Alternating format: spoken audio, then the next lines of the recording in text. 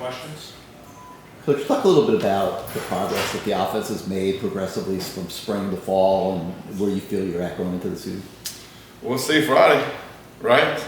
I mean, I think that we've progressed well, in my opinion, in practice. Practice is different than games. And so we'll see where we're at when we play Friday. I mean, I expect kids to do the same thing they've been doing in practice, but, you know, it doesn't always correlate. Sometimes it does.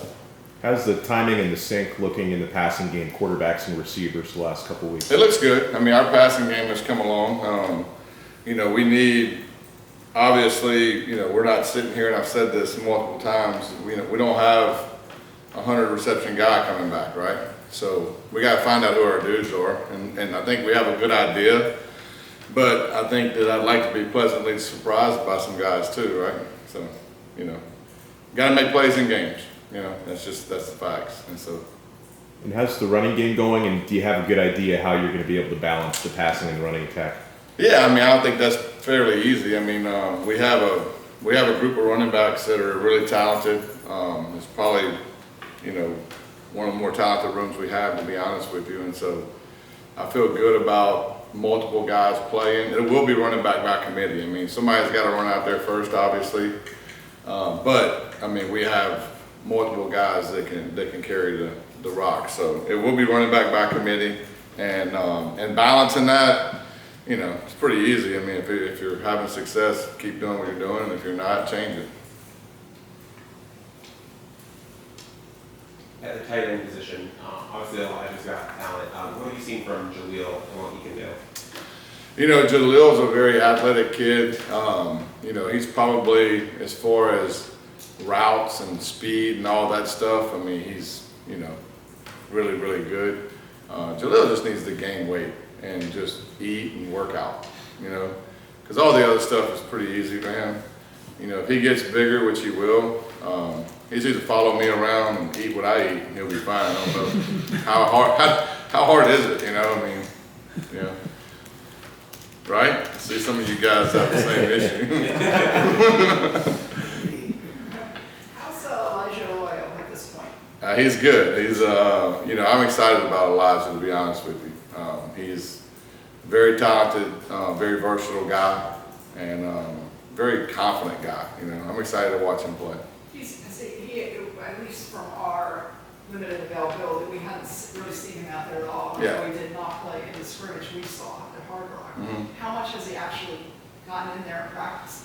He's been practicing as much as anybody else. I mean, you know, we roll people through there, especially in groups that are deep.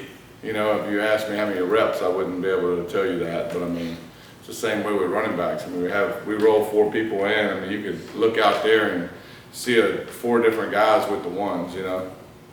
What stands out about Miami of Ohio's defense, just from what we've seen?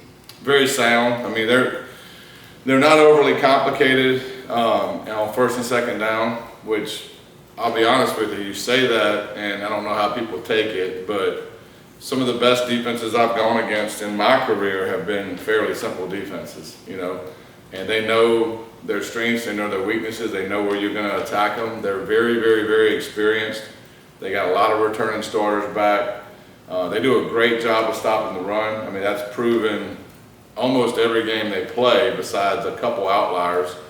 But ultimately, they're going to stop the run. You know, in their mind, they're going to stop the run. And so we have to be physical. You know, we have to be very precise route running and timing, because there are windows there, but they're not big. You know, those guys understand what coverage they play and where you're going to attack them.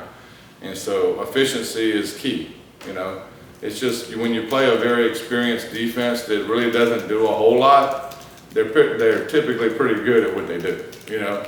And so you just got to strategically attack them and keep plugging away, really. It seems like this freshman class is just very driven, very competitive. So what have you seen? How do they compare to, you know, other freshman classes that you've coached?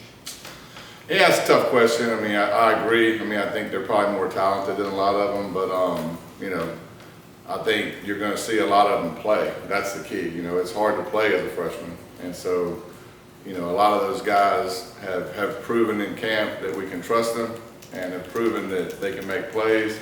Again, there's a threshold of making plays in practice and making plays in the game. That's why when coaches talk about experience, that's what experience means, right? That people have made a lot of plays in the game and have banked a lot of reps. Well, we have some guys that haven't. And so what you can expect is, you're going to have some issues, I mean, they're not going to go out there and be perfect. I'm not going to be perfect. Nobody is. So we got to weather some ups and downs, and we got to make more plays than we don't.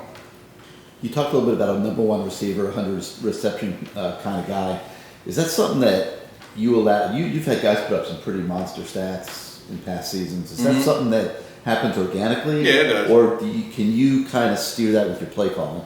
Well, I mean, I think it happens both. I mean, they rise organically, because ultimately you sit there and you play games and you practice, you play games and you practice, and ultimately there's some consistency that wins over time with certain guys.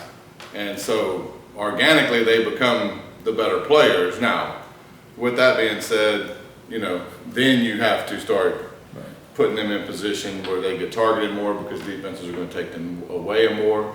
So the more clout a guy has, with opposing teams and nationally, the more recognition he's going to have as far as what they're going to try to take away. So that becomes more of a game plan deal of trying to hide him and trying to move him around. But ultimately they raise, the cream's going to rise on its own, organically. Then you got to kind of cultivate it in a way where he keeps getting touches. What have Emery and Jakari shown as the backups this ball game? I think both of them have taken major strides, to be honest with you.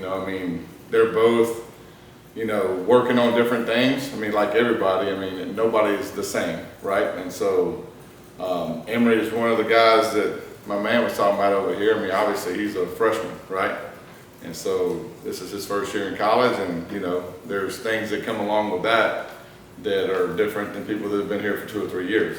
And so learning the offense, obviously they're both here when I got here, and so they both have a really good grasp on what we're doing.